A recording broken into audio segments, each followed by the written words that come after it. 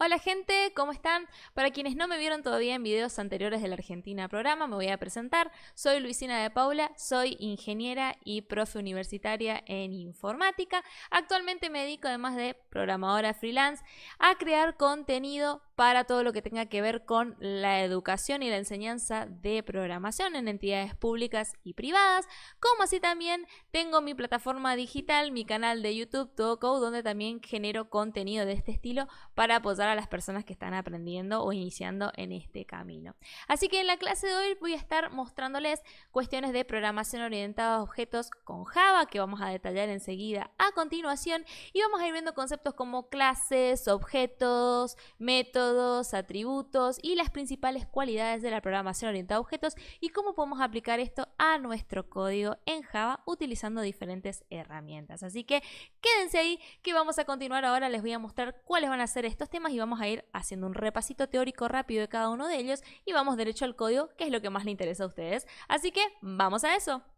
Bien, gente, como les estaba comentando, estos van a ser algunos de los temas que vamos a ver hoy. Vamos a trabajar con el concepto de abstracción, clases, atributos, métodos, sobrecarga de métodos, constructores, objetos, instancias, métodos getters y setters, herencia, polimorfismo y encapsulamiento, teniendo en cuenta los modificadores de acceso que podemos tener en Java. Vamos a pasar entonces a hacer un mini repaso teórico de dos conceptos básicos de la programación orientada a objetos, que son clases, atributos, métodos y propiamente dicho objetos, que acabo de comentarles recién.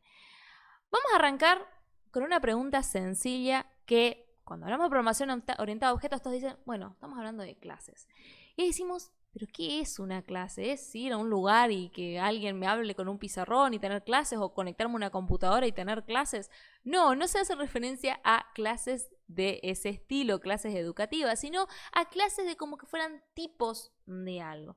Una clase, si vamos a la definición formal como tal, es una plantilla que nos permite a nosotros abstraer objetos de la vida real, es decir, traer objetos de la vida real al mundo lógico para poder representarlos de alguna u otra manera y poder crear algo conocido como objeto. Es decir, yo voy a traer un objeto de la vida real, por ejemplo, un auto, que es el ejemplo que pueden ver acá en pantalla.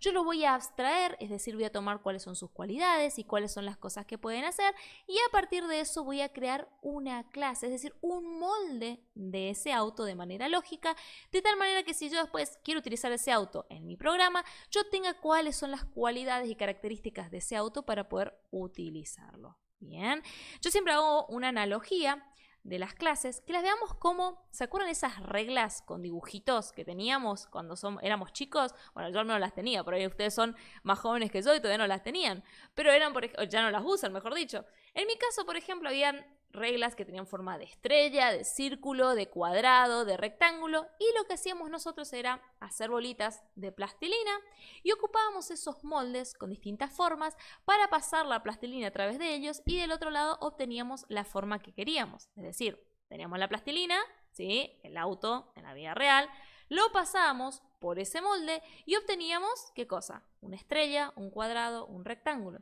En este caso, esa plantilla, esa regla de formas, son las clases que dan forma a lo que nosotros traemos de la realidad y abstraemos al mundo lógico. Ese es el concepto de una clase. La clase lo que hace es de plantilla para después poder crear objetos lógicos a través de ella. En este caso, mi objeto lógico pasaría a ser esa estrella, ese cuadrado o eso que yo haya creado de plastilina a través de ese molde. Ahora, para hacer esto, para convertirse en un molde, una clase, además de representar un objeto de la vida real, tiene que tener atributos y métodos. ¿Y qué hacen los atributos y los métodos? Los atributos son las características que tiene ese objeto en la vida real. Ejemplo del auto, como les conté, va a tener un número identificatorio, un número de chasis, de motor, por ejemplo, que nos va a decir que ese auto es único. Bien, además de eso va a tener una placa patente, ¿sí?, que va a identificar a cada auto en todo el país que se diferencie de los demás, y no solo de este país, sino también de otros. Bien, además de eso va a tener cualidades como, por ejemplo, si veo un auto voy a tener la cantidad de puertas, el color que tiene, si es caja manual o si es caja automática, la cantidad de ruedas que tiene, en caso que sea por ahí una camionetita puede que tenga una rueda extra o que tenga algo extra, en que tenga carrocería o no, y así sucesivamente. Bien, en este caso yo abstraje, es decir, traje del mundo real las características básicas de un auto para representarlo de manera lógica. ¿Y cómo lo hice? Mediante sus atributos. Estas características o estos atributos son como si fuesen variables en programación, por lo cual a cada una de ellas tenemos que especificar cuál es el tipo de dato que van a utilizar, y enseguida en el código se los voy a mostrar cómo vamos a hacer esto. Además de tener atributos, bien, todas las clases tienen métodos, y esos métodos nos indican lo que puede hacer, ¿sí?, una determinada entidad que yo cree a través de esa clase. Es decir, cada objeto, cada elemento que yo pase por la regla y obtenga la forma del otro lado, además de tener ciertas características, por ejemplo, una estrella que tiene 5 puntas, de forma triangular, esas serán sus características, tiene ciertos comportamientos o acciones que puede hacer. Bien. En la vida real, ¿qué puede hacer un auto? Puede encender, puede acelerar, puede frenar, puede apagar, y hay un montón de otras cuestiones. Y fíjense el detalle, que acabo de decir verbos en infinitivo. Ar, o también podría ser ir. Bien, en Java, cuando estamos hablando de las cosas que puede hacer o que de los métodos que se van a establecer dentro de una clase, siempre lo hablamos en infinitivo. Bien, no es encenderse, apagarse, sino encender auto, apagar auto, acelerar auto. Siempre verbos en infinitivo. Esta es una convención que se utiliza a nivel mundial. Obviamente que no todas las empresas o todos los lugares laborales lo utilizan de la misma manera, pero es un dato que les tiro para que tengan en cuenta a la hora de programar, y va a ser la forma que vamos a utilizar nosotros. Entonces, repaso express y pasamos a la práctica. ¿Qué es una clase? Un molde o una plantilla de un objeto de la vida real que mediante un proceso de abstracción lo traemos al mundo lógico a través de ese molde que es la clase. Bien.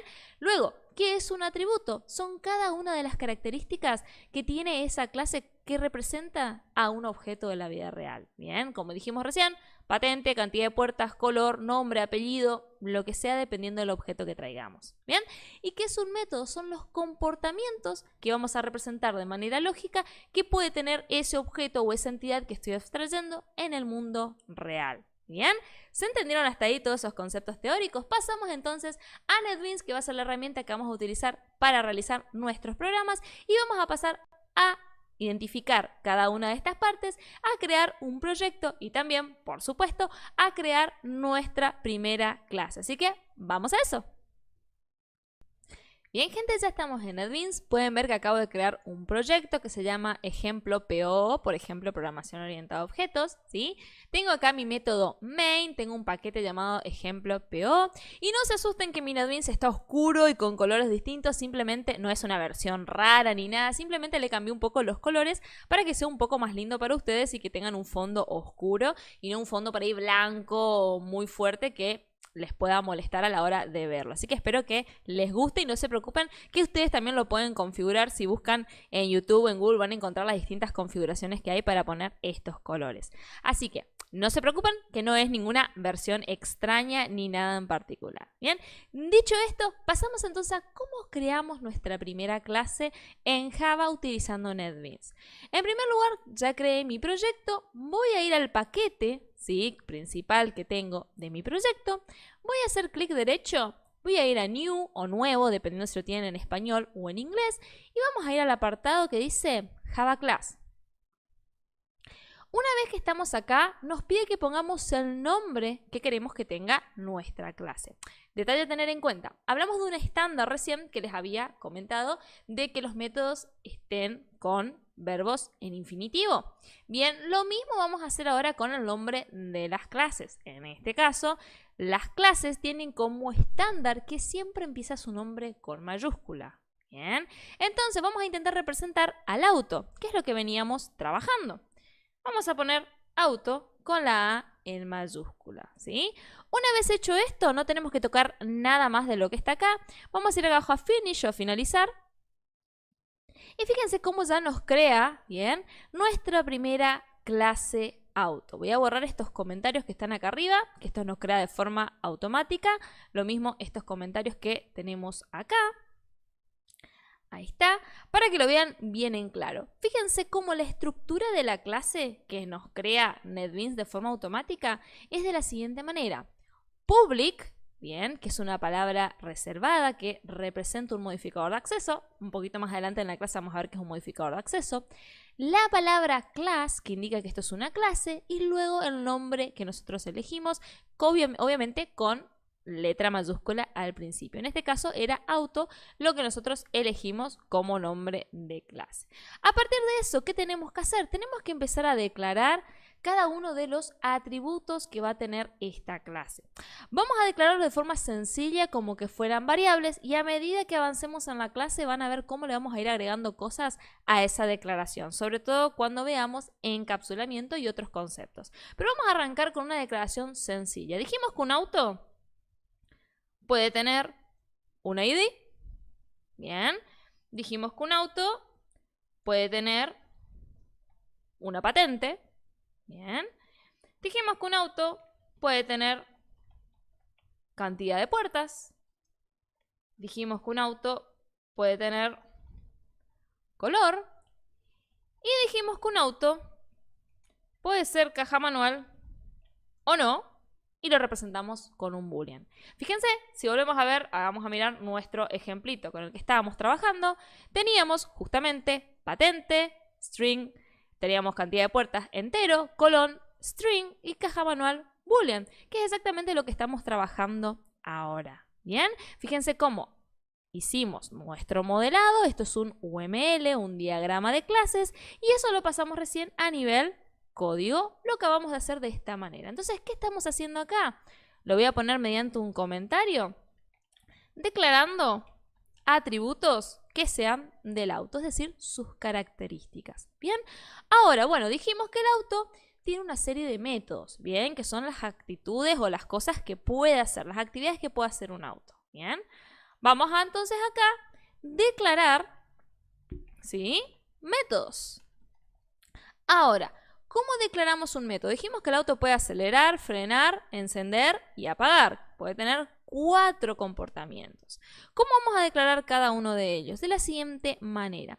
Siempre va primero el modificador de acceso, que lo que hace el modificador de acceso es decir, desde dónde se va a poder acceder a este método. Por ahora vamos a usar siempre public. Cuando vemos encapsulamiento, un poquito más adelante en la clase les voy a mostrar qué tipos tenemos y cómo podemos cambiarlo. Lo mismo va a pasar con cada uno de los atributos, así que vamos pasito a pasito. Vamos a poner public y luego lo siguiente que debe ir es el tipo de dato que retorna este método en caso que lo hagas. ¿Qué es ese retorna? Hay dos conceptos. Uno es funciones y otro es procedimientos. ¿Qué son las funciones y los procedimientos? Son bloques de código que hacen una acción en particular. Por ejemplo, en este caso, si tenemos un método que es encender, una función o un procedimiento sería todos los pasos que hay que hacer para encender un auto. Bien, todo separado en bloques de código. Si esa función de encender un auto devuelve un valor, por ejemplo, me dice ok encendió o no encendió, ¿sí?, me devuelve ese valor para que yo lo pueda usar, estoy teniendo una función y acá yo tendría que poner, ¿sí?, un valor o un tipo de dato para poder recibir ese valor que devuelve, ¿sí? Ahora, en caso que lo único que yo haga sea encender y no me interesa saber después si está encendido o no, yo lo mandé a encender y listo, no necesito saber una información de retorno, yo puedo declarar mi método sin un tipo de dato de retorno. Que eso es lo que vamos a hacer ahora, ¿sí?, en este ejemplo que les voy a mostrar. ¿Por qué? Porque cuando encendamos un auto vamos a hacer que muestre un mensaje por pantalla y listo, no nos interesa saber más nada que eso. Entonces, como en este caso no esperamos ningún tipo de dato de vuelta, vamos a poner void, que es el tipo de dato que se utiliza para cuando no devolvemos ningún valor, y luego va a ir el nombre. En este caso, encender. Acuérdense, en infinitivo y en minúscula. Luego van los parámetros. Y acá tenemos lo siguiente. Si queremos algún parámetro a tener en cuenta para encender, por ejemplo, no sé, acá queremos pasar una llave porque utiliza una llave especial para encender o algún valor que necesitamos utilizar para el método, lo podemos pasar acá en los parámetros para que el método los pueda recibir. Ahora, si es encender y no necesita nada extra, no hace falta que yo le pase nada. Y luego vamos a poner apertura y cierre de llaves para especificar dentro de esas llaves qué es lo que va a hacer ese método. En este caso dijimos que lo que va a hacer es mostrar un cartel por pantalla, ¿sí? Fíjense que puse SOUT. Si escriben SOUT y ponen tab, les va a aparecer el System Open Line de forma automática, sin que tengan que escribir toda la sentencia. Les tiro un tip ahí de paso, ¿sí? Y acá voy a poner un mensajito que diga, estoy encendiendo. Por ejemplo, ¿sí? Estoy encendiendo. Ese va a ser el mensaje que va a aparecer por pantalla cuando yo llamo al método encender de un auto, ¿sí? De igual manera yo voy a tener, por ejemplo, el método apagar, public void apagar, que vamos a suponer que tampoco recibe ningún parámetro, entonces va a tener un cartelito que diga estoy apagando. Y ahora vamos a suponer que para acelerar y frenar vamos a recibir como parámetro la cantidad de kilómetros que tiene que acelerar o la cantidad de kilómetros que tiene que frenar. Bien, entonces intentamos también practicar eso y nos va a devolver como valor si pudo acelerar o no pudo acelerar. Por ejemplo, podemos hacer algo así. Yo lo voy a mostrar sin retorno de valor, pero les estoy tirando ideas de cómo ustedes pueden ir modificando este ejercicio después. Vamos a hacer entonces, por ejemplo, public void acelerar y le voy a pasar como parámetro de tipo double, ¿sí? Porque acuérdense que los kilómetros o la velocidad y demás puede tener un valor con coma, por eso lo vamos a pasar como un double. Y voy a poner acá que diga km, que son los kilómetros que va a acelerar. Bien. Y acá voy a poner un mensajito, por ejemplo, que diga estoy acelerando. Y voy a poner acá cuántos kilómetros. Bien. Ahí está. ¿Cuántos kilómetros estoy acelerando, por decir algo? Kilómetros por hora. Bien. ¿Cuánto de aceleración tengo? Ahora, además de eso, tenemos que hacer frenar. Que fíjense, podemos copiar acelerar, porque tiene la misma forma. Voy a copiar acelerar. Y vamos a cambiarle el nombre. Voy a cambiar acelerar y voy a poner frenar. Y fíjense que frenar también, como necesita la cantidad de kilómetros que tiene que frenar, va a recibir como parámetro eso y vamos a poner un cartelito, pero que en lugar que diga estoy acelerando, que diga estoy frenando. Y fíjense de esta manera, voy a alejar un poquito el código para que lo puedan ver entero. Fíjense cómo, a partir de los conceptos que vimos recién, acabamos de crear una clase que se llama auto con sus respectivos atributos y sus respectivos métodos. Es decir, ya sabemos cuáles son las características del auto y cuáles son los principales métodos o acciones que un auto puede hacer y de qué manera lo vamos a hacer de esta manera lógica que estamos trabajando en el programa. Obviamente, estos ejemplos de un cartelito, estoy encendiendo, estoy apagando, en la vida real, si estuviéramos representando un auto y demás, por ahí podría tener un montón de líneas de código si esto estuviera enchufado a un motor de cómo, qué función tiene que hacer o todas las verificaciones y validaciones, ¿sí? Estos cartelitos estamos haciéndolos representativos para practicar lo que puede hacer un método, ¿sí? Para que no digan, profe, pero el auto no es que ya estoy encendiendo, no, hay detrás toda una serie de comprobaciones que el sistema eléctrico y demás hace, ¿sí? Esto es netamente un ejemplo para la clase que estamos trabajando, ¿bien? Ahora, dijimos, las clases sirven de molde para crear objetos, ¿se acuerdan? Pero para poder crear objetos necesitamos un tipo de método especial que se llama método constructor. Y es justamente lo que vamos a pasar a ver ahora en la teoría. Vamos a repasar el concepto de objetos, el concepto de método constructor, qué tipos de constructores hay y vamos a volver de vuelta acá para representar en nuestro código ambos conceptos. Así que vamos a eso. Estábamos de vuelta en la teoría, gente, como habíamos hablado, y acá están las preguntas de las que estábamos hablando recién. ¿Qué es un objeto? ¿Qué es un constructor? ¿Y qué tipos de constructores hay? En primer lugar, vamos al concepto de qué es un objeto. Y recién estuvimos charlando justamente de eso. ¿Se acuerdan la analogía que les hice?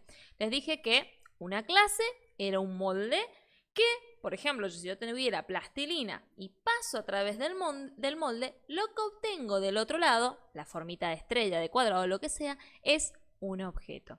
Exactamente ese mismo concepto lo podemos aplicar a nivel código. Yo tengo mi clase que dicen las características y las acciones que puede realizar un objeto de la vida real que yo estoy abstrayendo, y ahora necesito crear un objeto lógico que represente eso. Y la clase me sirve, por así decirlo, de patrón, de plantilla, para hacer eso. ¿Se acuerdan la clase que les mostré hace un ratito? Vamos a auto, ¿sí? Tenía un ID, una patente, cantidad de puertas, color, y si tenía caja manual o no.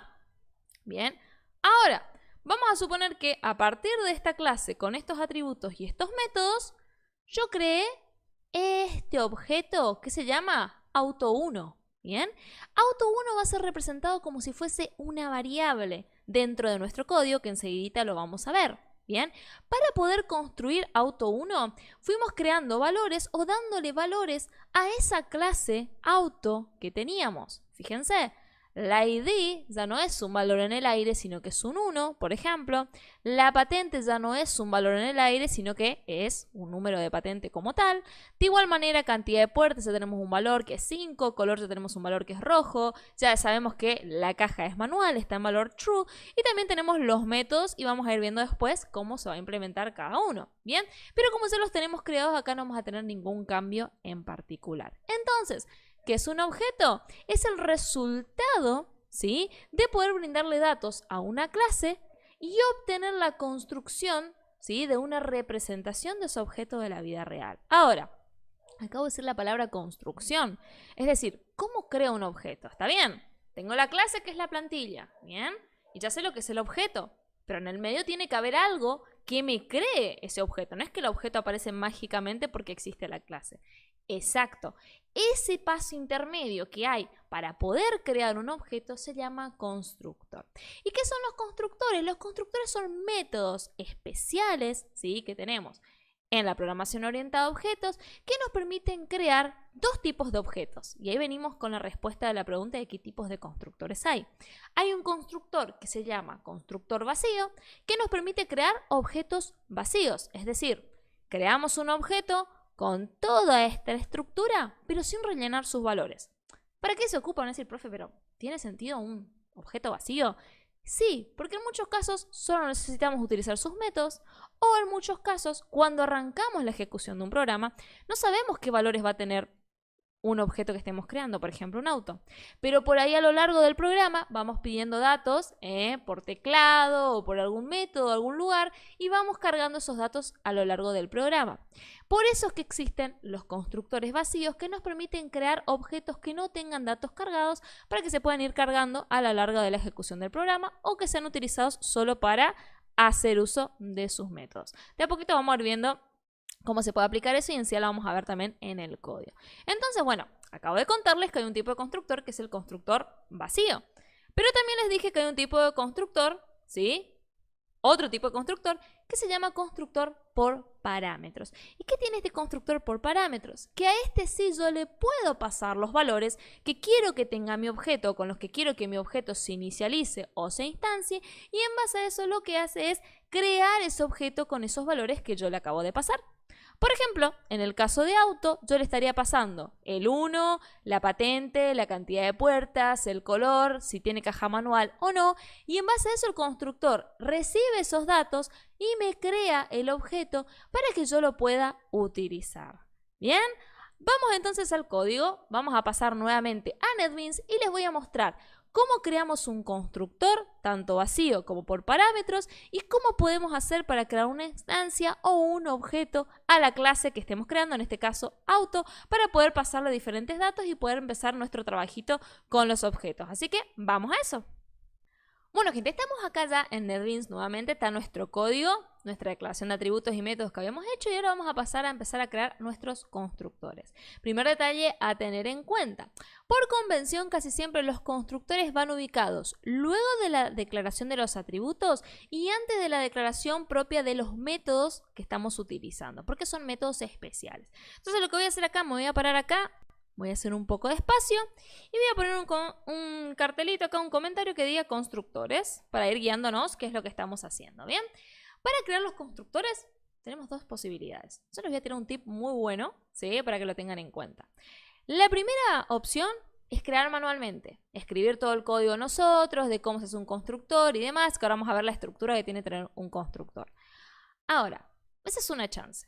La otra, NetBeans tiene la forma de hacer esto de forma automática. Es decir, nos crea los constructores, nosotros solo le damos las indicaciones y nos arma todo el código sin la necesidad de que nosotros lo tengamos que escribir manualmente, lo cual es un golazo de mitad de cancha y al ángulo, ¿sí? Porque nos ahorra muchísimo tiempo a la hora de programar. Imagínense que tengamos muchísimas clases y a todas les tenemos que ir creando el constructor. Si lo tuviéramos que hacer manualmente, perderíamos un montón de tiempo. En cambio, NetBeans nos ofrece estas herramientas para hacerlo mucho más rápido. Y les voy a contar cómo las vamos a utilizar. Una forma es apretando la tecla Alt, Insert, y nos va a aparecer este mini menú que ven acá.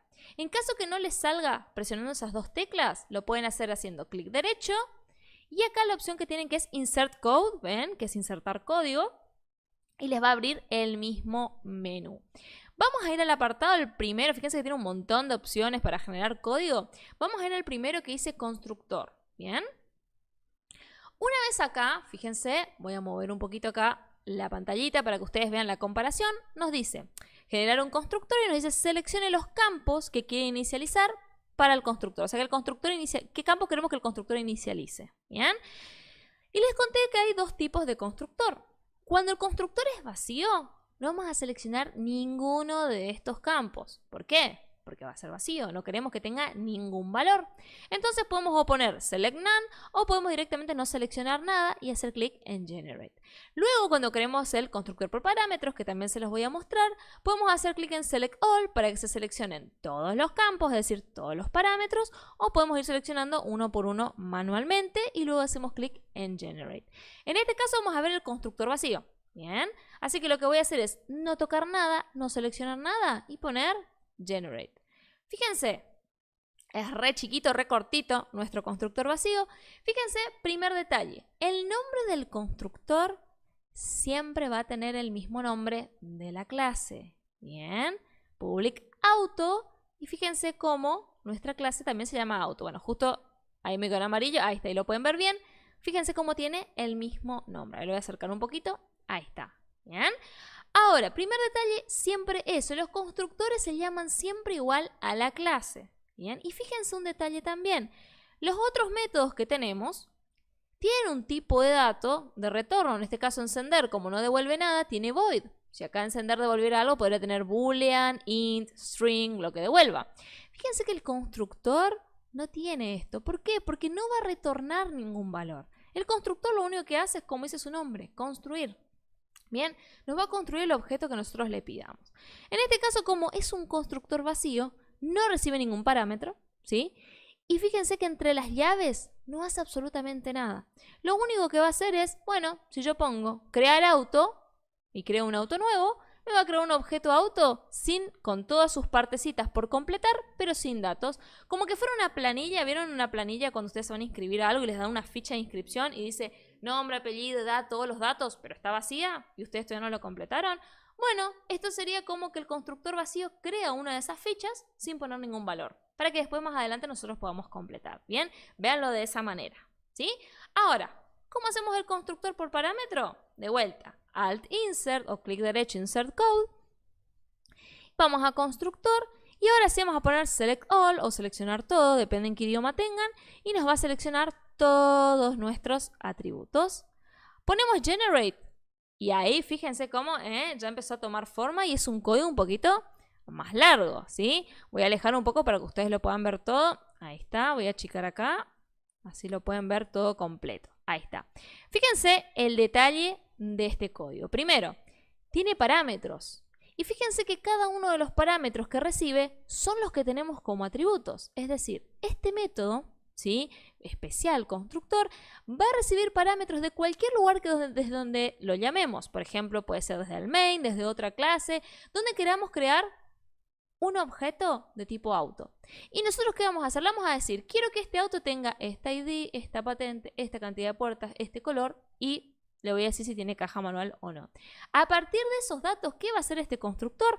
Los recibe y los va a asignar a la propia clase. Es decir, a la propia clase, a los propios valores de la clase, va a crear una instancia, es decir, un objeto, y le va a ir asignando a cada uno de estos campos los valores que le hayamos pasado.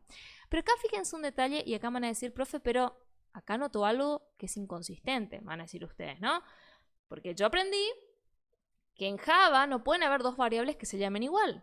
Y acá yo estoy teniendo un int_id acá y un int_id acá arriba, por ejemplo. ¿Bien?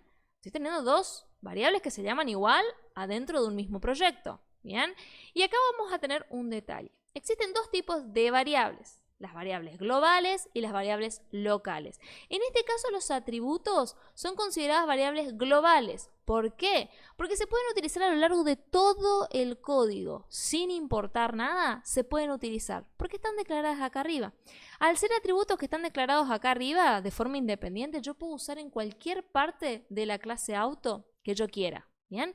Sin embargo, este int_id que estoy recibiendo acá solo puede ser utilizado adentro de este constructor. Es decir, es una variable local. Y las variables locales justamente tienen esa característica. Se pueden usar únicamente en el método o en el lugar donde se declaran o se reciben. Bien, ahora, ya sabemos que pueden llamarse igual porque una es global y la otra es local. Pero ahora van a decir, profe, ¿cómo sabe Java o cómo sabe NetBeans cuál es la global y cuál es la local? Y ahí entra en juego esta palabra que ven acá, que es la palabra reservada this. This en inglés significa esta. ¿Bien? Entonces yo estoy diciendo, esta ID, fíjense acá, esta ID, es decir, de esta clase auto que estoy acá, asignar el ID que estás recibiendo como parámetro. Fíjense que si yo hago clic en esta ID de parámetro, me va a marcar en colorcito esta ID. Bien, que es la que está del lado derecho, la que asigno, el valor que recibo para asignar.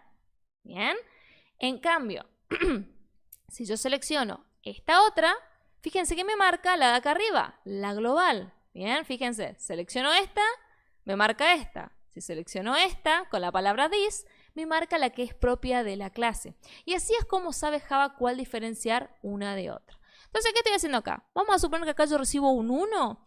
Ese 1 que recibo, que va a estar guardado acá dentro de este ID, lo va a asignar al ID o al campo ID que yo acabo de crear de mi objeto auto a través de esta clase. Lo mismo va a hacer con patente, va a recibir el número de la patente y lo va a asignar, va a recibir la cantidad de puertas y lo va a asignar, el color y lo va a asignar, y si es caja manual o no, y lo va a asignar. Y a partir de eso vamos a tener un objeto creado del cual vamos a poder hacer uso de cada uno de sus atributos, y ahí voy a traer acá, que me quedó bien abajo, y cada uno de sus métodos. Bien, vamos a probar, vamos al main, y vamos a probar crear un objeto vacío, ¿sí? Y vamos a probar crear un objeto con parámetros, ¿sí? ¿Cómo vamos a hacer esto? En este caso tenemos auto. Voy a crear un auto1. Fíjense cómo declaro. Como si esto fuese una variable. Los objetos los tratamos como si fuesen variables. No son variables como tal, pero vamos a tratarlos como si lo fueran a la hora de declarar, asignar y demás. Trabajan de la misma manera. ¿Bien?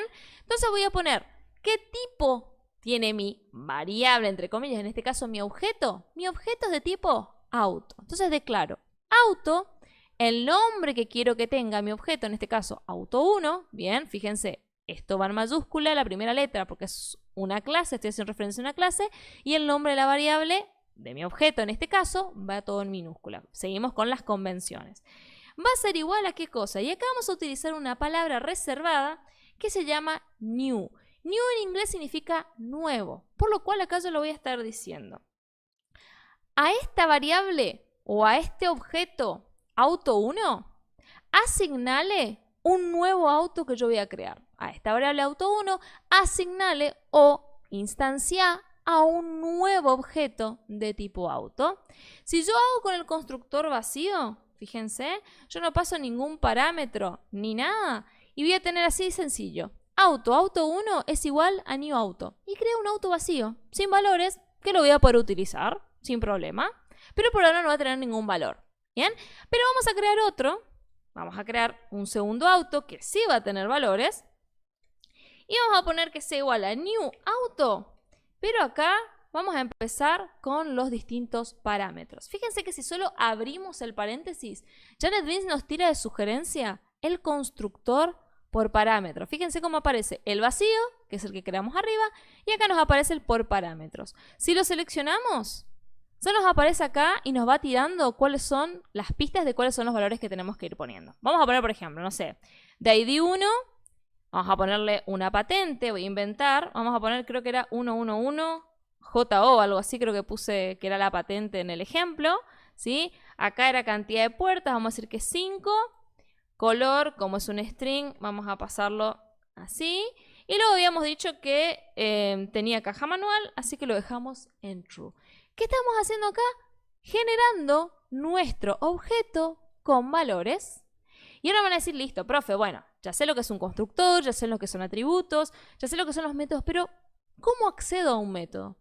Vamos a suponer que yo quiero encender mi auto 2. Yo hago auto 2, puntito, y al poner puntito, acá ya me aparecen, fíjense, todos los métodos que yo tengo asociados a mi auto 2. Vamos a suponer que yo lo quiero encender. Yo llamo a encender y acá lo que va a estar haciendo es encendiendo mi auto.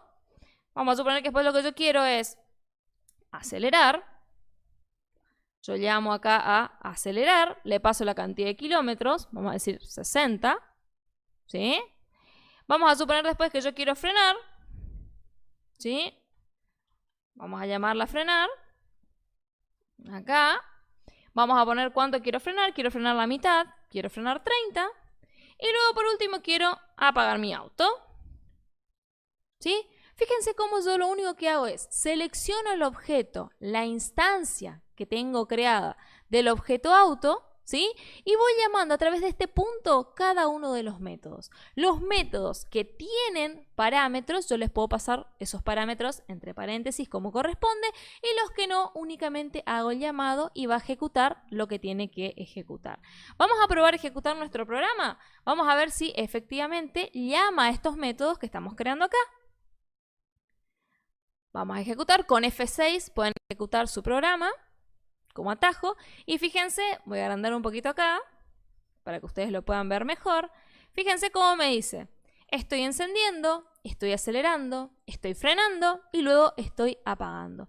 Y me van a decir, pero profe, acá no está el código de eso. ¿De dónde lo trae?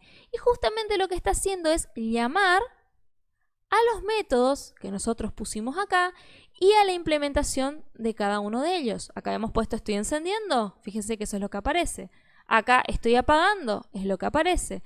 Y lo mismo acá con la cantidad de kilómetros que aceleraba y frenaba. Recibía el parámetro y lo mostraba, y acá lo mismo, recibía el parámetro y lo mostraba. Entonces, ¿qué vimos hasta ahora? Vimos, vamos a hacer un repasito rápido y veloz.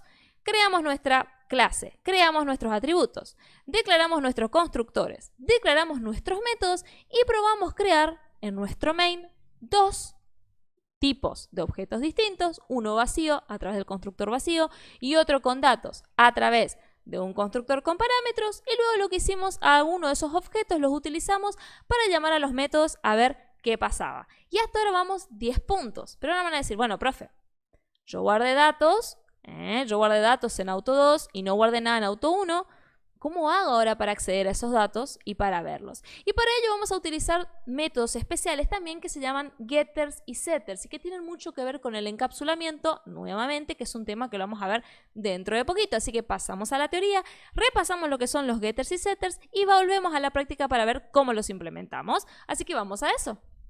Bueno, chicos, estamos de vuelta acá en la teoría y vamos a ver un poquito el repaso entonces de lo que charlamos recién, de qué son los métodos getters y setters. Y les voy a simplificar de una manera muy sencilla. Los métodos getters y setters también son métodos especiales, pero que representan lo que estuvimos charlando hace un ratito. Yo les conté que los métodos podían ser o funciones o procedimientos. Les conté que cuando era una función, lo que hacía es retornar un valor que deseamos obtener por algo. Y les conté que cuando es un procedimiento no nos interesa que nos devuelva un valor el método que estamos utilizando, sino que haga una acción concreta. Y acá tenemos justamente lo que hacen los getters y setters. Los getters son funciones. Por ejemplo, si yo tengo un objeto, en este caso el auto, que tiene un ID y yo quiero conocer su ID, yo puedo utilizar el método getID, que lo que hace es retornarme, fíjense, palabra reservada, return, ese valor que yo acabo de solicitar.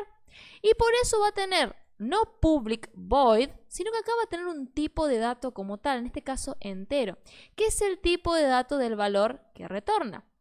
Yo quiero saber la ID del auto, bueno, llamo al método getID y lo que va a hacer es devolverme la ID del auto.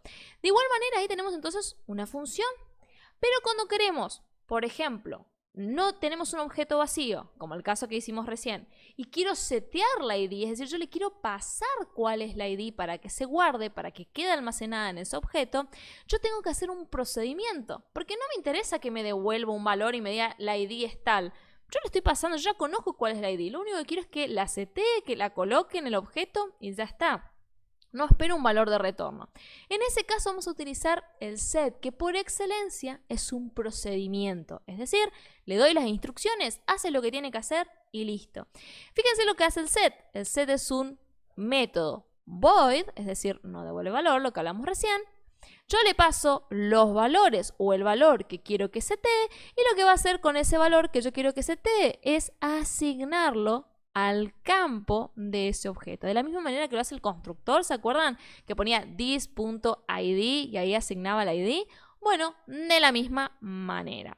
Ahora, bien, entonces sabemos que con los getters y setters podemos colocar valores o actualizar valores. Por ahí, cuando hicimos el objeto en un parámetro, nos equivocamos el valor que pasamos y ahora tiene un valor nuevo, lo que sea. Podemos usar el set para eso. Como si también traer y conocer los valores, que es el caso del get.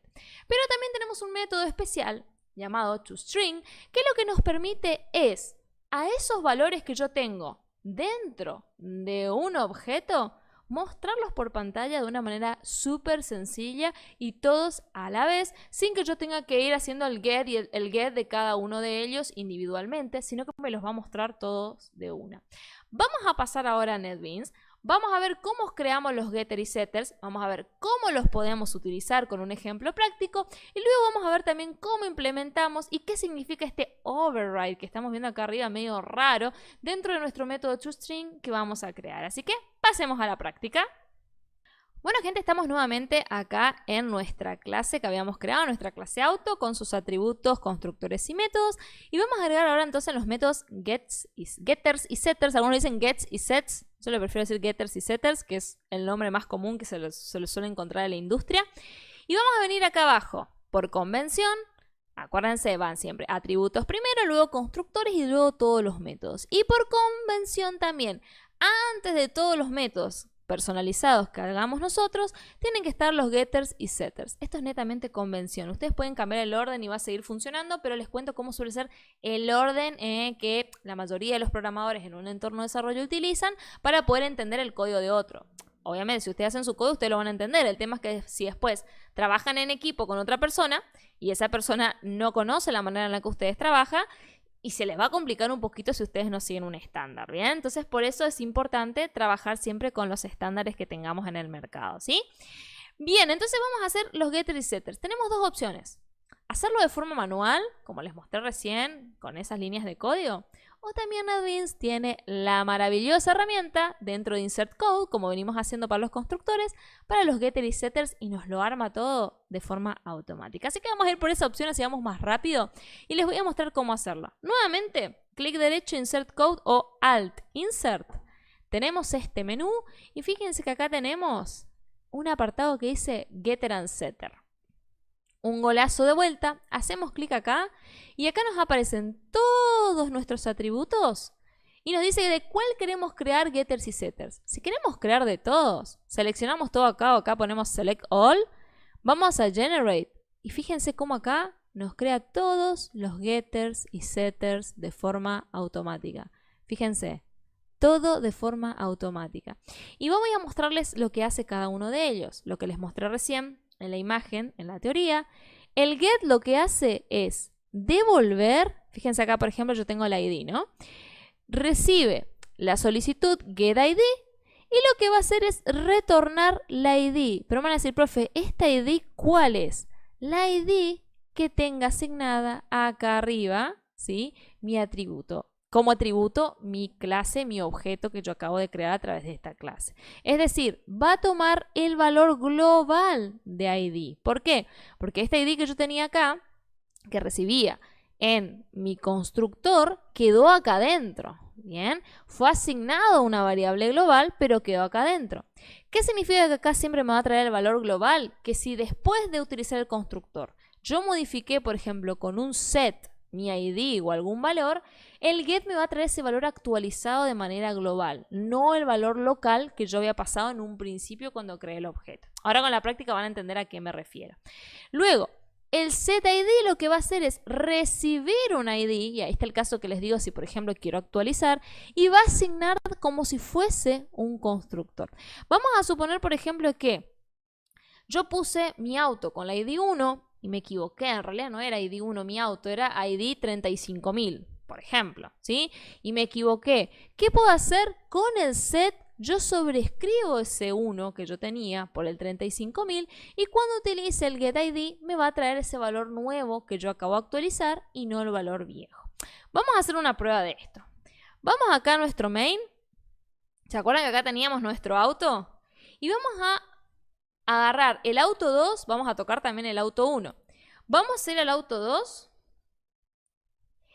y vamos a leer y mostrar por pantalla. Ahora les voy a mostrar. Vamos a traer la ID del auto 2. Si hago solo así, auto 2 getID, no va a hacer absolutamente nada. ¿Por qué? O sea, en pantalla no voy a ver nada. Porque lo único que va a hacer es traer la ID. Pero no la estoy asignando a ningún lado, no la estoy utilizando en ningún lado. Entonces, para poder mostrar por pantalla, tengo que hacer lo siguiente. Ponerlo dentro de un System.out.println, bien, y poner así, por ejemplo, auto 2, getID. Ay, me molesta este amarillo acá, chicos, les prometo que voy a corregir ese color después para que ustedes lo puedan ver mejor. Auto 2, lo que voy a hacer es getID, voy a poner acá un cartelito, por ejemplo, que diga el valor del ID es 2 puntos y vamos a poner que llame a auto2 getID y va a traer el valor del ID. Ahora vamos a modificar con un set esta ID. Me di cuenta que no era el 1 y digo, uy, pero tengo que cambiar. Vamos a hacer lo siguiente. Vamos a poner auto2.set ID y vamos a cambiar porque me di cuenta ahora que era 35.000 mi ID. Qué tonta, no me di cuenta. Y ahora vamos a mostrar de vuelta la ID, ahora que fue cambiada. Vamos a poner el nuevo valor del ID es. Fíjense acá, esto es secuencial, ¿bien? Acá arriba, ¿qué tengo? Tengo el valor antes de mi ID, es decir, me va a traer el valor que yo tengo acá arriba, el que yo pasé como parámetro de mi construcción, el 1, ¿sí? Para mi constructor. Ahora, yo acá hice un set, es decir, modifiqué, sobreescribí ese valor, entonces en el próximo get que yo haga y que muestre por pantalla, me va a traer ese valor actualizado, ¿bien? Voy a comentar con barra asterisco y asterisco barra, ¿sí? Estos valores que tengo acá, ¿sí? De los métodos que habíamos probado, y voy a ejecutar para que solo se muestre esto que estamos haciendo acá. Voy a apretar F6 para ejecutar. Y fíjense cómo pasa exactamente lo que les conté. Antes de hacer la modificación, cuando muestra este cartelito, me muestra el 1, que era el valor que yo tenía acá, y una vez que hice la modificación, el usuario ni se entera que yo hice la modificación en el medio, y luego muestro por pantalla que la nueva ID es 35.000. ¿Se entiende? Lo mismo puedo hacer acá, puedo cambiar la patente, el color, lo que yo quiera con el set, como así también, y ahora vamos a verlo con auto 1, cuando tengo un valor o un objeto que no tiene valores, le puedo asignar valores para que éste comience a tenerlos. Por ejemplo, auto 1, fíjense ahora, vamos a comentar esto para que nos salga y vamos a ver el ejemplo de auto 1. Vamos a suponer que yo ahora hago un System.out.println y digo, la ID de auto 1 es 2 puntos y hago esto, auto1.get ID. Fíjense lo que va a pasar, porque auto 1 ahora está vacío, ¿sí? Vamos a ejecutar y fíjense lo que pasa. La ID de auto 1 es 0. ¿Por qué? Porque no hay ninguna ID. No hay nada asignado y como es un número entero, por defecto me pone el valor 0. Pero esto estaría mal, ¿sí? Mi auto 1 tiene que tener un valor, le puedo asignar un valor. Lo mismo, fíjense, si hago System.out.println y pongo el color del auto 1, vamos a poner así. El color del auto 1 es 2 puntos y voy a poner auto 1 get color, que es el método para traer el color que creamos entre los getters y setters. Fíjense, si yo ejecuto ahora, me dice el color del auto 1 es null. ¿Por qué? Porque acá yo por parámetro no le pasé nada, yo lo creé vacío. Entonces acá me dice null, no hay nada, no pusiste ningún color. Lo que podemos hacer ahora entonces es ir colocando cada uno de sus valores. Vamos a hacer esto, auto1.setID, vamos a poner un ID, por ejemplo, 1500, estoy inventando. Auto1.setPatente, vamos a poner una patente. Vamos a poner, a ver, estoy inventando. Si es la patente de alguien, no es mi culpa, yo estoy inventando. Auto1.set, y vamos a poner acá cantidad de puertas, vamos a decir que este es un auto de 3 puertas. Auto1.set, vamos a poner el color, vamos a decir que es amarillo. Y es un auto deportivo, porque tiene 3 puertas y es amarillo.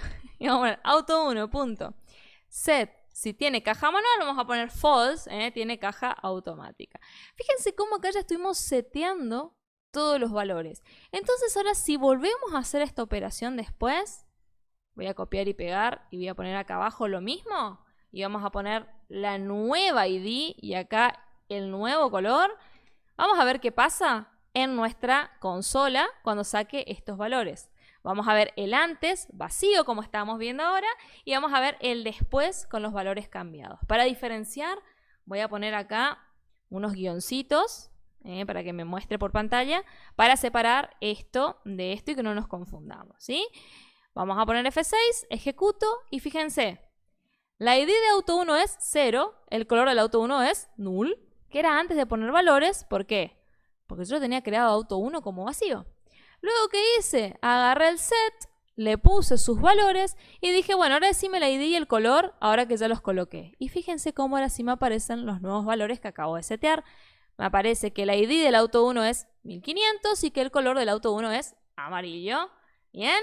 Se va entendiendo seguramente hasta ahí, chicos, todos estos conceptos. Si no, pueden ir retrocediendo y adelantando el video para repasar cada uno de ellos y hacerlos paso a paso en su IDE, lo cual les recomiendo muchísimo, que aprovechen el video y que lo vayan pausando, copiando el código, probando, retrocediendo si no entienden y demás, para que puedan ir agarrándole la mano. Ahora, fíjense. Voy a alejar un poco mi código, fíjense todo lo que estuvimos haciendo y probando. Y lo que vamos a hacer ahora es ver cómo implementamos el método toString. Que les conté recién en la teoría que el método toString lo que hace es transformar, en lugar de que tengamos que hacer uno por uno esto, get, y system out print line, para mostrar por pantalla, nos permite mostrarlo todo de una en un solo mensaje y nosotros no tenemos que estar haciendo todo este trabajo. ¿Cómo implementamos el método toString? Vamos acá a nuestra clase auto. Por convención se suele poner después de los getters y setters. Repito, ustedes pueden poner donde quieran, pero por convención se suele poner acá, ¿sí? Y nuevamente vamos a alt insert o insert code, nuestro amigo NetBeans que nos ayuda a simplificar código. Y vamos a ir al apartado que dice acá toString. Nos pregunta si queremos todos los atributos, le decimos que sí. Ponemos generate. Y fíjense cómo ya nos crea el método toString. Así de sencillo. Para que se haga más visible, le voy a hacer unos enter acá, para que ustedes puedan ir viendo cómo nos va creando, incluso con comas, nos lo separa con comas y todo. Es muy bueno este método. Y nos muestra auto, dice acá, y nos dice ID y el valor del ID. Patente, el valor de la patente. Cantidad de puertas y nos va separando todo por comas, ¿sí? Fíjense cómo esto ya nos hace solo y nosotros no tenemos que estar uno por uno get y armando el mensaje que queramos. ¿Cómo implementamos o cómo llamamos al método toString? Tan sencillo como hacer esto, fíjense. Vamos acá, ¿sí? Voy a alejar un poco el código porque tenemos muchísimo, ¿sí? Voy a comentar todo esto que venimos trabajando y lo voy a mandar para abajo, ¿sí? Lo voy a dejar acá abajo para que no nos interrumpa. Acuérdense que si comentan código, ese código no se ejecuta, ¿sí? Pero lo dejo ahí abajo por si después lo utilizamos más adelante. Y voy a hacer lo siguiente. Voy a poner auto 2, por ejemplo, y voy a poner acá toString. Así de sencillo. Me van a decir, profe, pero ¿qué va a hacer ese método? Y haciendo auto2.toString nos va a mostrar todos los valores de auto 2 por pantalla, acá en la consola. Vamos a ver si es cierto. Aprieto F6 para ejecutar nuestro programa. Y fíjense que no me apareció nada. Me van a decir, profe, pero ¿qué pasó?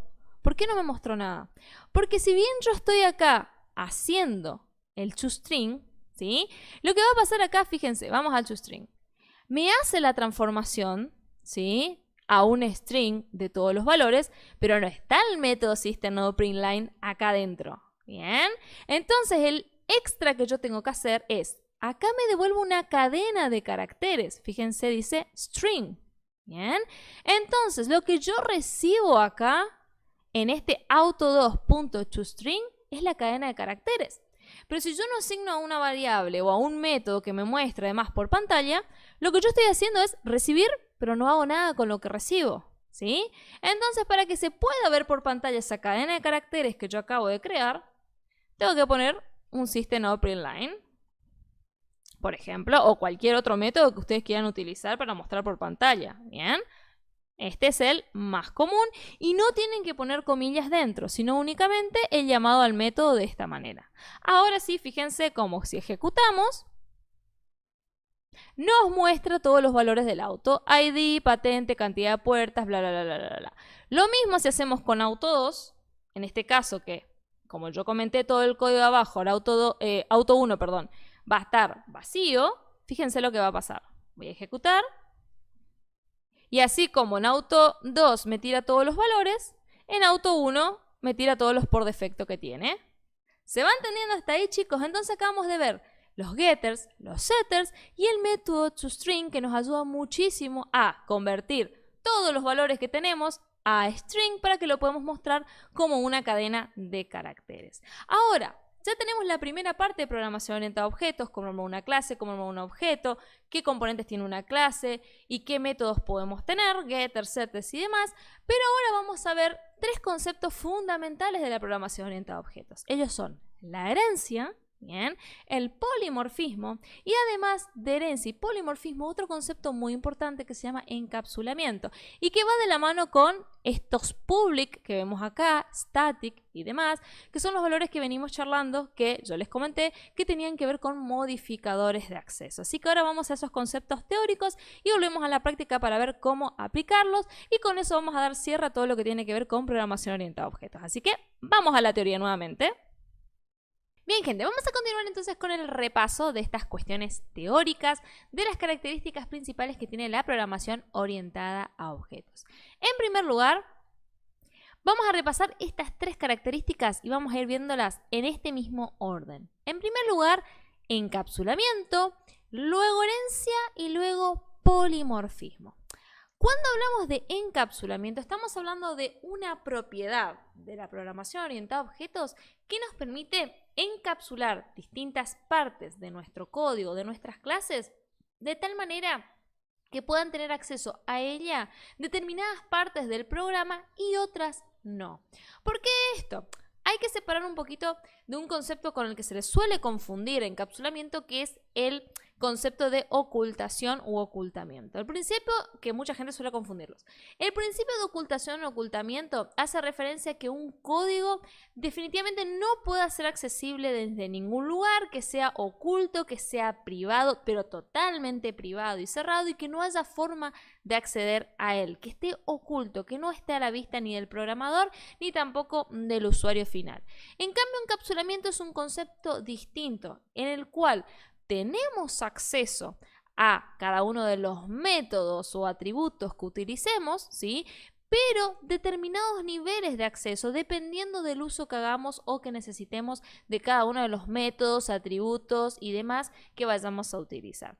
El encapsulamiento define tres tipos de acceso, que son los conocidos métodos de acceso o niveles de acceso, como les suelen decir algunos también, o modificadores de acceso, que es el nombre más común que suelen tener en el ámbito del desarrollo de software o en los estándares. ¿Cuáles son estos? Privado, público y protegido. Público es el que venimos trabajando hasta ahora siempre. ¿Se acuerdan que casi todos los métodos decían public, public, public y demás? Y al mismo tiempo les dije que cuando vayamos a declarar atributos, que más adelante íbamos a ver un concepto que se llamaba encapsulamiento y que les iba a contar cómo podemos hacer que nuestros atributos sean privados. Ahora vamos a ver esa diferencia entre estos tres tipos. Básicamente, entonces, el encapsulamiento es una propiedad que nos permite que distintas porciones de nuestro código o partes de nuestro código dentro de una clase pueda ser visto o pueda ser utilizado en determinadas situaciones, teniendo en cuenta distintos niveles de acceso, ¿sí? Que son estos tres que mencionamos recién. Además de encapsulamiento, hay otro concepto muy importante dentro de la programación orientada a objetos, que es la herencia.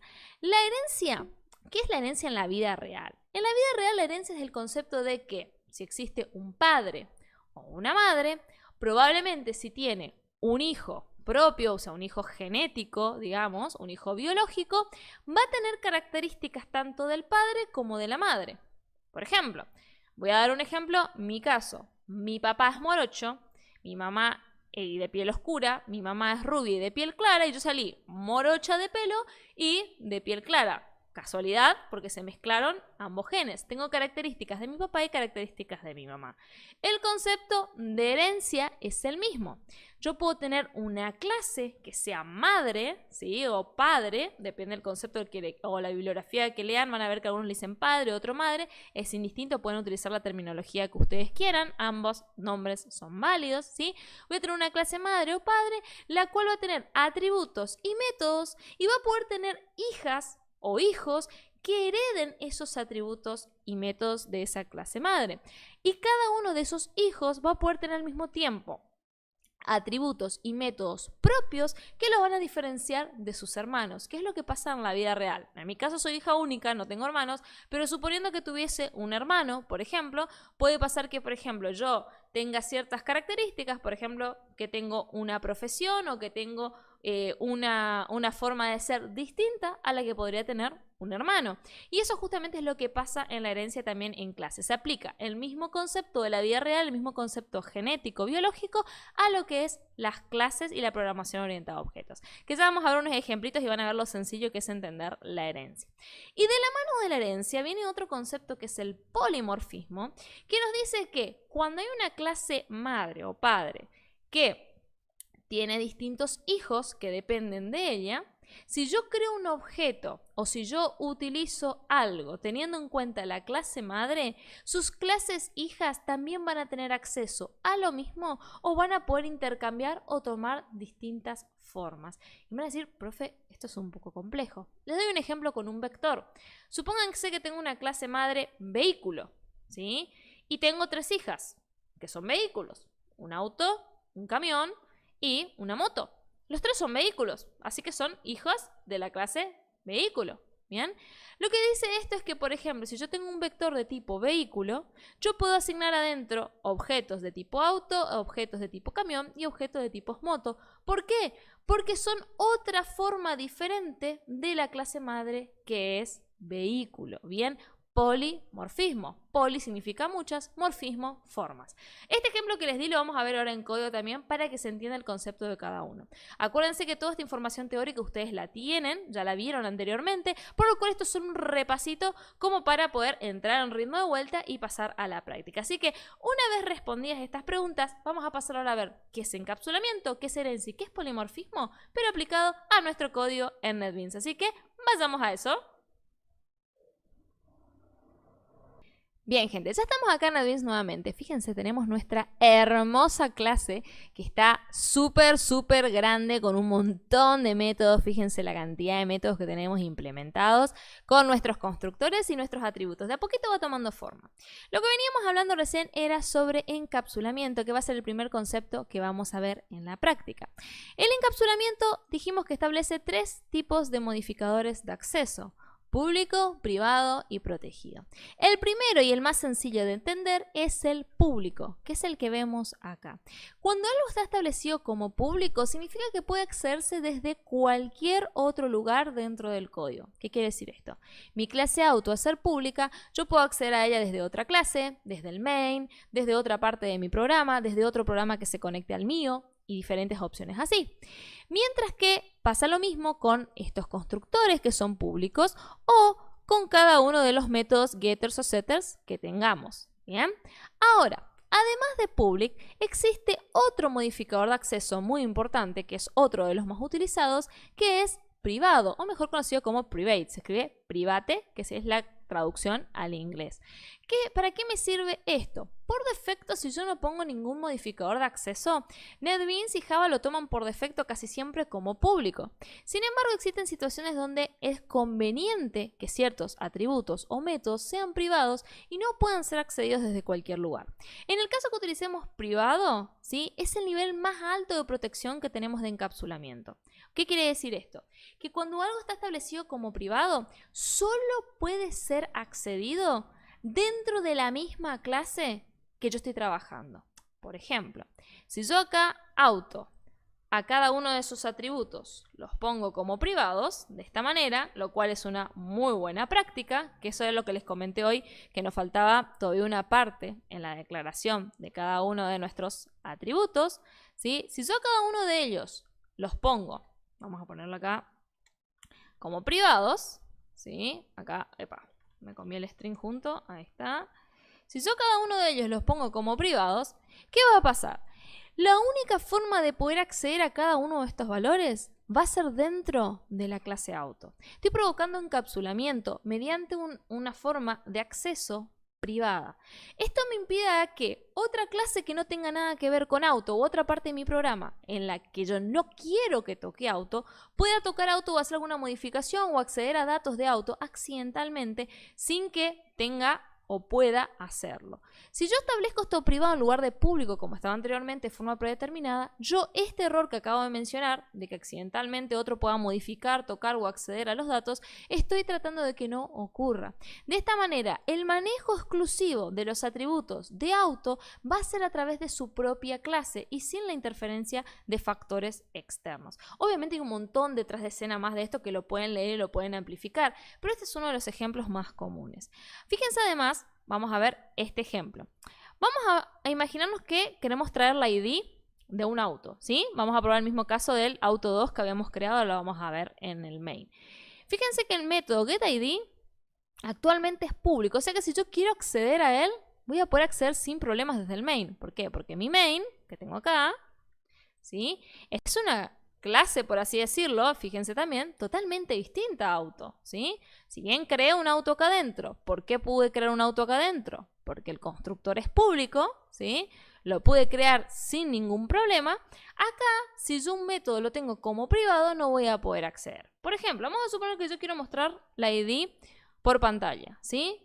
La ID del auto 2 es, dos puntos. Fíjense que yo sin problema puedo poner auto2.get ID y me trae sin problema. ¿Por qué? Porque es un método público. Fíjense que acá me dice public int getID. Lo hago sin problema. Pero fíjense, vamos acá a auto de vuelta. Si yo este getID cambio este public y le pongo privado. Fíjense lo que va a pasar. Voy a guardar mi clase. Vengo acá y me salta un warning. Me saca una advertencia. Y fíjense lo que me dice. getID tiene acceso privado en la clase auto. ¿Qué me está diciendo? Vos no podés acceder a getID. ¿Por qué no podés acceder? Porque vos no sos la clase auto. Solo la clase auto puede acceder ahí. Me va a decir, pero tengo un objeto de tipo auto y estoy llamando a getID. Sí, está bien, tenés un objeto de tipo auto y estás llamando a getID, pero desde una clase que está afuera de auto. Entonces no podés tener acceso a este método. ¿Por qué? Porque es privado. ¿Bien? De igual manera, muchos de ustedes seguramente conocen una forma de mostrar cada una de las partes de un objeto en Java mediante la técnica de hacer, por ejemplo, auto2, punto, y ahí el nombre del atributo. Fíjense que con lo que acabamos de hacer de poner todos los atributos como privado, si ponemos auto2, punto, nos aparece únicamente lo que está como público, ¿bien? Tanto métodos como setters, como getters, como atributos. Como todos los atributos están ahora como privados, no nos aparece ninguno. Incluso el getID ahora pasó a ser privado, así que no nos aparece. Fíjense lo copado que está y cómo le podemos dar uso a estos modificadores de acceso. Obviamente acá si yo vuelvo a poner público y guardo, mi error, mi warning desaparece y está todo normal. Vamos a modificar solo un atributo. Fíjense, vamos a buscar uno acá. Vamos a suponer patente. Vamos a hacer que patente deje de ser private y sea public. ¿Bien? Fíjense lo que va a pasar. Si yo pongo acá auto2, punto, y quiero acceder al atributo patente, puedo hacerlo. ¿Por qué? Porque patente ahora es público, entonces puedo acceder. Acá viene una duda que muchos suelen preguntar si es una buena práctica hacer esto o no, demostrar de esta manera. Eso ya depende del criterio de cada uno y lo que cada uno haga, si es una buena práctica o no. Por convención, cuando aplicamos programación estructurada, es decir, no trabajamos con programación orientada a objetos, podemos hacer esto para mostrar la patente sin ningún problema.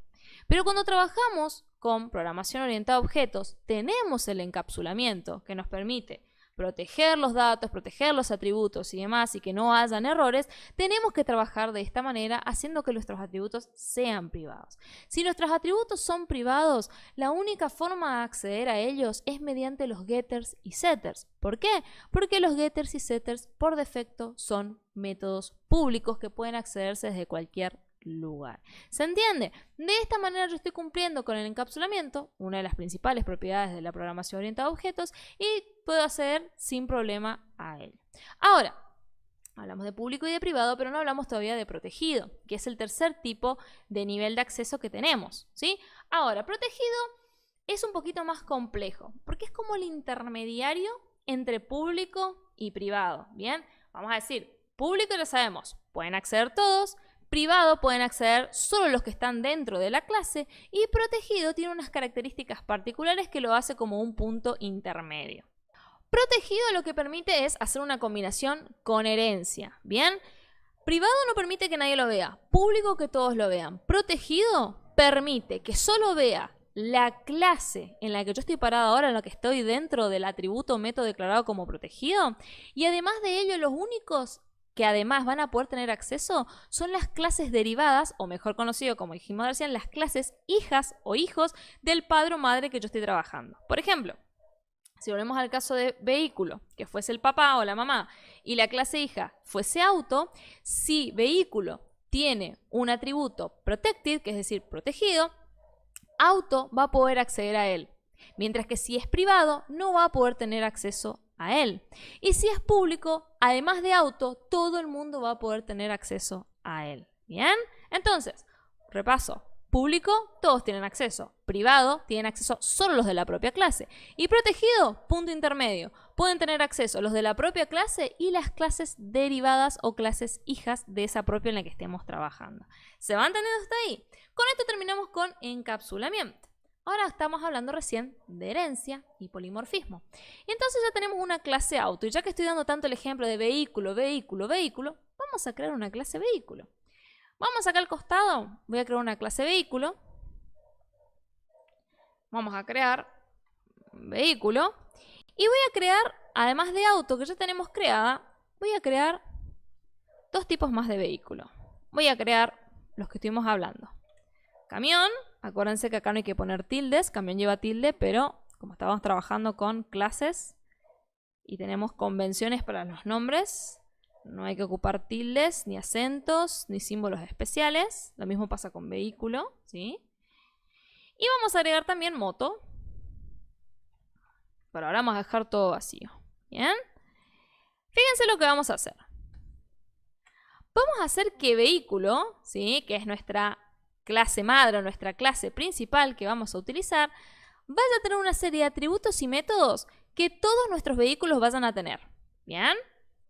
Vamos a pensar entonces, ¿qué tienen todos los vehículos? Y bueno, vamos a pensar cantidad de ruedas. Es algo que todos los vehículos tienen, o un número de identificación, un número de registro. Así que vamos a poner que todos tengan, vamos a poner int, vamos a poner que tengan número de registro, vamos a poner como que es el número con el que se registran en algún lugar, vamos a suponer. Y vamos a poner que todos tienen int cantidad de ruedas. Vamos a suponer que todos tienen esas dos características, por decir algo. ¿Sí? Y vamos a decir, ay, todos tienen marca y modelo. También, todos tienen marca y todos tienen modelo. Perfecto. Creamos atributos que tanto camión como moto como auto van a tener. 10 puntos. Además de esto, vamos a pensar, a ver, un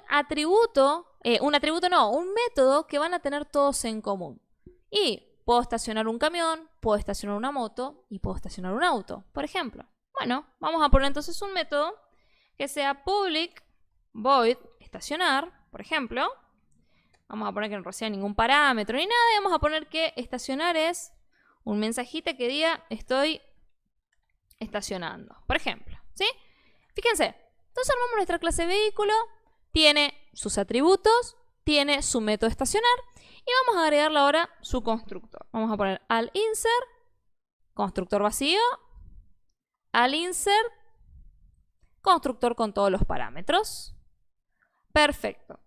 ¿Qué vamos a hacer ahora? Bien, de esta manera tenemos ya entonces sus atributos, sus constructores, que lo mostré rapidito cómo agregar, porque ya vimos anteriormente el paso a paso, y su método propio estacionar. Además de eso vamos a agregar también los getters y setters de todos estos atributos. Perfecto. Así como estamos, gente, voy a ir, por ejemplo, vamos a ir a camión, y voy a decir que camión hereda de vehículo. Es decir, camión es un vehículo, por lo cual tiene que heredar, como vehículo es su mamá, tiene que heredar todos estos atributos, ¿sí? Tiene que heredar este constructor y tiene que heredar cada uno de los métodos que acá existan. ¿Bien? Entonces vamos a hacer lo siguiente. Para decir que camión hereda de vehículo, ponemos la palabra reservada extends, que significa extiende.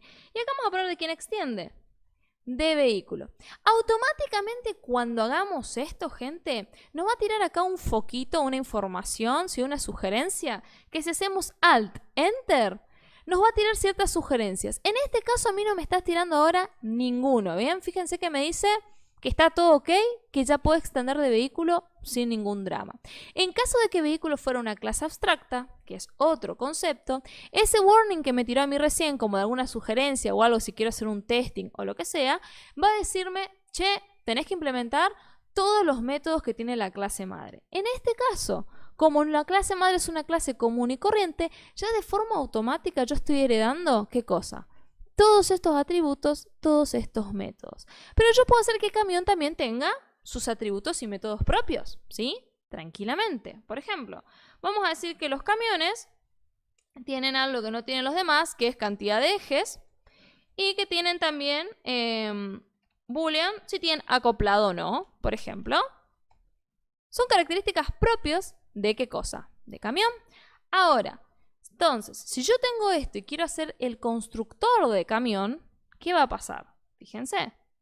Vamos a hacer el constructor de camión y fíjense cómo me cambió la pantalla y no me aparecen solo los atributos propios de camión, sino que también me aparecen los atributos de vehículo. ¿Por qué eso?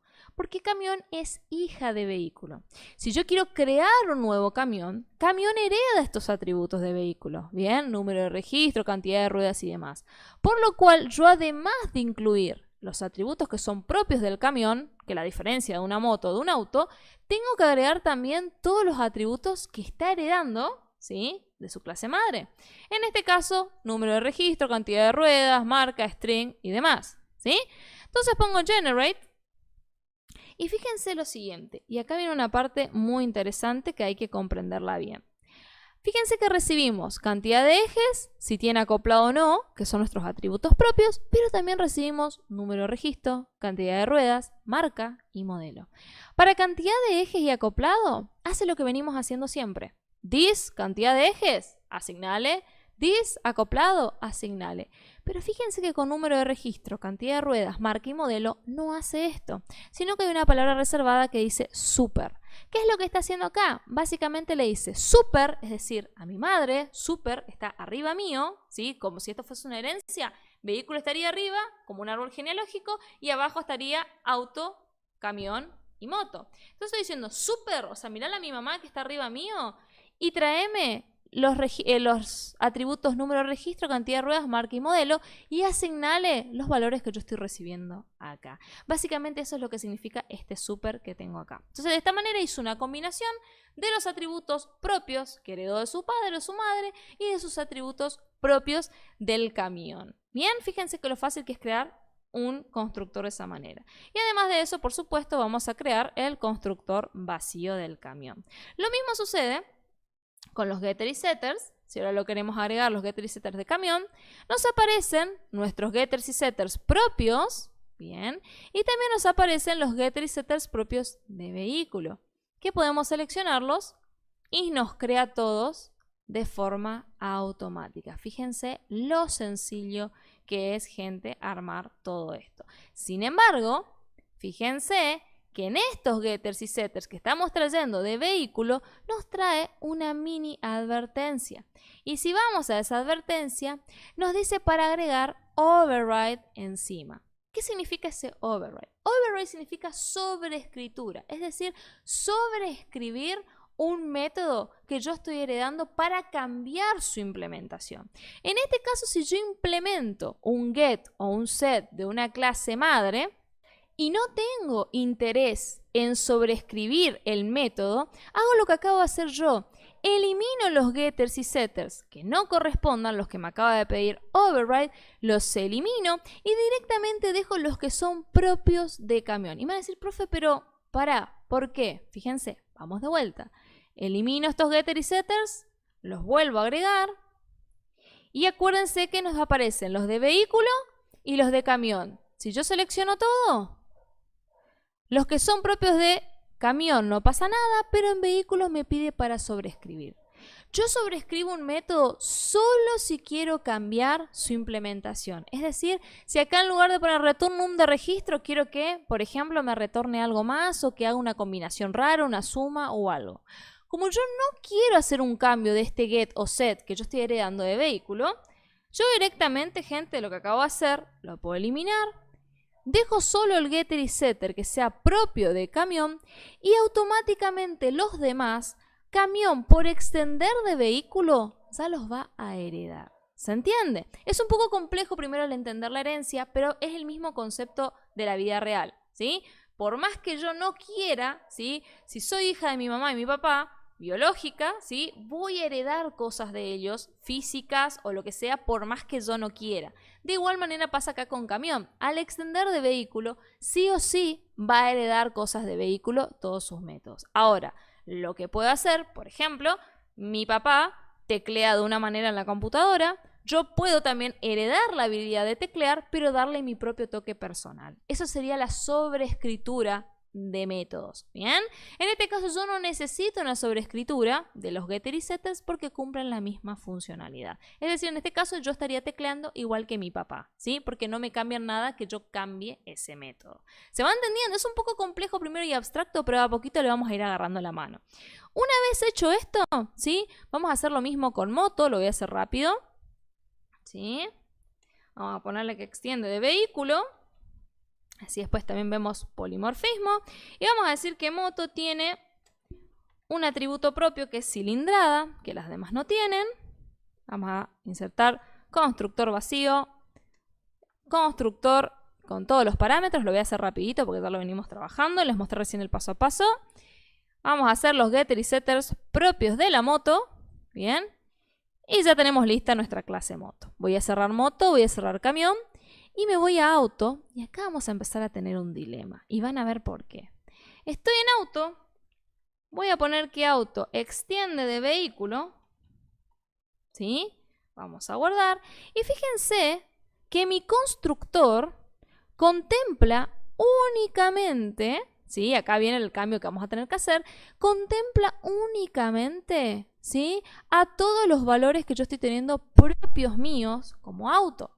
Si yo además de eso quiero inicializar en un auto, por ejemplo, estas características propias que tienen todos los vehículos, número de registro, cantidad de ruedas, marca y modelo, no lo puedo hacer en mi auto, ¿sí? ¿Por qué? Porque en el constructor no lo tengo. Entonces, ¿qué puedo hacer acá? Borro el constructor anterior, que no tenía en cuenta la herencia, ¿sí? Y ahora que heredo, si voy al insert y voy a constructor, además de tener los atributos propios, como teníamos recién, ahora también voy a tener los atributos que heredo de vehículo. Una vez que seleccionamos tanto los atributos de vehículo como los propios de auto, ahora sí vamos a generate y fíjense cómo nuestro constructor ahora sí va a contemplar no solo los atributos que son propios del auto, sino también los que va a heredar, ¿sí? Fíjense, de vehículo, ya que ahora extiende de vehículo. ¿Bien? Hasta ahí estamos dando lo que es herencia y ya vimos un poquito también lo que es encapsulamiento y los distintos modificadores de acceso que tenemos. Y nos falta un último concepto para ver cómo lo aplicamos en la práctica, que es el de polimorfismo. Para ello, vamos a ir acá a nuestro main y fíjense en primer lugar que ahora me está tirando un error en este auto 2 que yo había creado. ¿Por qué? porque este constructor ya no existe más, ¿sí? Ahora tengo un constructor que, además de esto, también contempla los parámetros que va a heredar auto de vehículo. Que si vamos a vehículo, acuérdense, vamos acá, epa, acá, vamos a ver que ahora tenemos también número de registro, cantidad de ruedas, marca y modelo. Así que vamos a terminar de agregar esos datos que falten, ¿sí? Fíjense que acá nos dice, llegamos hasta caja manual y ahora tenemos que poner número de registro, cantidad de ruedas, número de registro de inventar, voy a poner 65, cantidad de ruedas, 4. Y además de eso teníamos, ahora voy a mirar el orden para no confundirme, marca y modelo. Bueno, vamos a decir que este auto es un Volkswagen. Ahí está. Volkswagen Gol Trend. Obviamente tenemos que ponerlo entre comillas, ¿sí? Marca Volkswagen. Y vamos a decir que el modelo es Gol Trend. Ahí está. Listo, perfecto. Ya tenemos entonces otro auto creado. Pero ahora para aplicar polimorfismo, lo que voy a hacer es, además de estos dos autos que tengo, uno vacío y uno con parámetros, vamos a crear un objeto de tipo moto. Vamos a hacer así, new moto. Vamos a poner las características, cilindrada. Vamos a poner que es una 125. Número de registro, no sé mucho de motos, así que voy a inventar un poco. Número de registro, cantidad de ruedas 2. La marca va a ser, no sé, Yamaha. Y voy a inventar modelos porque no tengo ni idea de modelos de motos. Soy más de los autos, así que vamos a inventar que es ZR200. ZR125, ya que es la cilindrada. No sé, estoy inventando, no sé de modelos de motos, así que me sabrán disculpar. ¿Bien? Y además de una moto vamos a crear un camión. ¿Sí? Todos tipos de vehículos distintos vamos a crear. Ahí. Y vamos a ir viendo todo esto. Cantidad de ejes. Yo voy a inventar, ¿sí? Vamos a poner 6 ejes. Tiene acoplado, no sé, acá de vuelta, no sé de camiones, así que voy a poner datos ficticios, ¿sí? Cantidad de ruedas, vamos a poner que tiene 6. Marca, vamos a decir que es Mercedes. Vamos a poner Mercedes, no voy a poner Mercedes-Benz, todo largo. Y modelo, un modelo de camión. Puedo poner Scania, puedo cambiar acá las marcas, todo. Vamos a poner un modelo, ¿sí? Para no perder tiempo pensando en modelos de camiones, que la verdad que no los sé de memoria, no sé ninguno de ejemplo. Bien, fíjense. Habíamos hablado que polimorfismo significa muchas formas, ¿sí? ¿Qué quiere decir esto? Que yo puedo tener objetos que se asimilen, pero que tengan ciertas partes en común que me permitan que estos pueden interactuar entre sí o reemplazarse entre sí. ¿Qué pasa acá? Tanto auto como moto como camión, ¿sí?, heredan de vehículo, es decir, son clases hermanas, por lo cual los objetos que creemos también son objetos hermanos entre sí. Eso quiere decir que si vehículo es la mamá y yo creo un objeto de tipo vehículo, yo voy a poder asignarle a ese objeto vehículo del tipo que yo cree tipos de datos también que sean de clases hijas. Decimos tipos de datos, pero en realidad estamos hablando de tipos de objetos, ¿sí? Hablo de tipo de dato para hacer analogía porque es como que fuese un tipo de dato. Siempre acordémonos que estas son clases y que son objetos. Pero estoy haciendo la referencia para que se entienda como que fueran variables. Bien, hago esa aclaración por las dudas, ese paréntesis. Así que si me escuchan decir esa terminología es porque me estoy refiriendo como si fuese un tipo de dato, pero no significa que un objeto o que una clase es un tipo de dato. Bien, aclaración hecha. Vamos acá entonces y vamos a suponer, fíjense lo que pasaba. Vamos a suponer un vector. Voy a crear un vector que sea de tipo vehículo. Vamos a ponerlo así, vector. Va a ser igual a new, a ver acá vamos así, new vehículo. Y vamos a poner que va a tener una longitud de 4. Bien, vamos a hacerlo así, bien sencillo. ¿Qué está pasando acá? Acabo de crear un vector de 4 posiciones que puede guardar vehículos. Bien, entonces, ¿qué sería lo más razonable? A ver, voy a borrar este auto 1 acá, voy a crear un vehículo. Vei igual new. Vehículo, ¿sí? Vamos a hacer así. Ahí está. Que tenemos que poner número de registro. Acá voy a inventar uno. Cantidad de ruedas. Bueno, este vehículo es indefinido y tiene 4 ruedas.